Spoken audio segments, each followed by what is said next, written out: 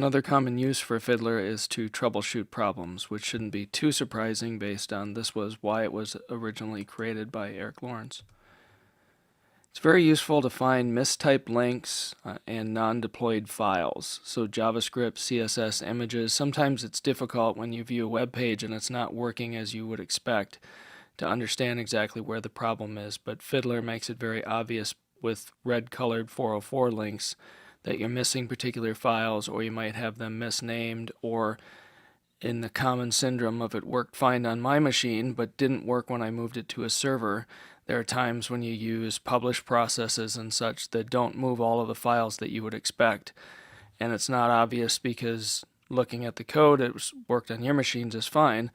When you open up Fiddler and run it remotely, it becomes very obvious that that file is not where it should be, and can lead you to understand that the file wasn't deployed as you would expect. It's easy to see server errors, connection issues. The other thing you can notice is when there are cached items at play. So particular files can have images or style sheets or JavaScript set with expiration values, so they're stored in the browser cache.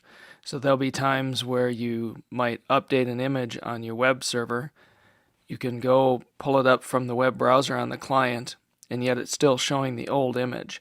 If you were to open Fiddler, you'd be able to see that there was not a new request made for that particular image, which would lead you down the path of it's probably cached in the local browser, so then you could go consult the browser's cache and find the file.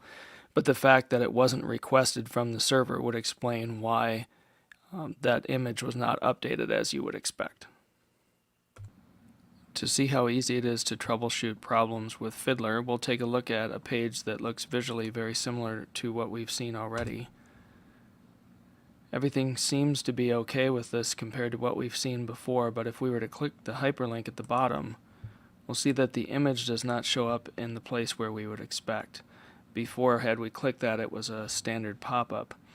So if we go back and look at Fiddler for some clues, we can see that this request for the thickbox.css returned a 404. So we'll go look and see what's wrong with that.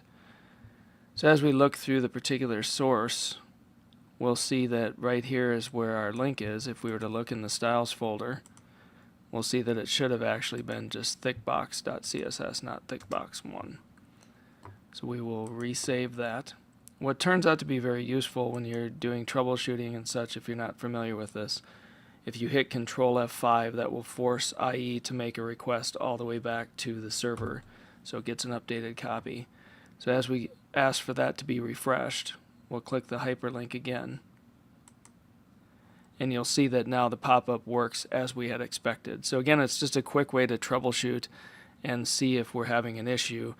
A lot of times it'll be a 404 with something that's simply mistyped, or in the case where it works on your machine but not another machine, it's often the case that files you expect to be deployed did not work and were not deployed through your publish process as you expected.